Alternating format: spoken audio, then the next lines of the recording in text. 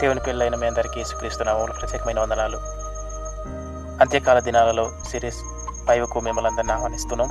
ఈరోజు 2 తిమోతిలకు రాసిన పత్రిక 3వ అధ్యాయం 2వ వచనం ధ్యానం చేద్దాం. మనుషులు స్వార్థప్రియులు, ధనాపేక్ష కలిగిన వారు, బింకంలాడువారు, దూషకులు. ఈరోజు దూషకుల గురించి చూద్దాం. దూషకుల గురించి కొన్ని లక్షణాలు. దూషకులు వారి యొక్క లక్షణాలు: దేవుని లేదా మతపరమైన విషయాలను వారు చాలా దూషిస్తారు. రెండవదిగా అసభ్యకరమైన భాష విధానం వారిలో ఉంటుంది. మూడవదిగా అపనమ్మకత్వం అనేది వారిలో ఉంటుంది.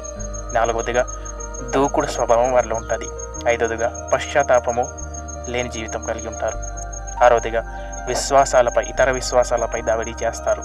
కాబట్టి బైబిల్ ఏం చెప్తుందంటే, ఎఫెసీయులకు రాసిన పత్రిక 4వ అధ్యాయం 31వ వచనం ఈ విధంగా రాయబడి ఉంది: సమస్తమైన ద్వేషమును, కోపమును, క్రోధమును, అలరి, దూషణ, సకలమైన దుష్టత్వమును విసర్జించండి అని చెప్తుంది. కనుక బైబిల్ ఎరిగిన వారుగా మనము దేన్ని ద్వేషిస్తున్నాం, దేన్ని ప్రేమిస్తున్నామో ఆలోచన చేయండి.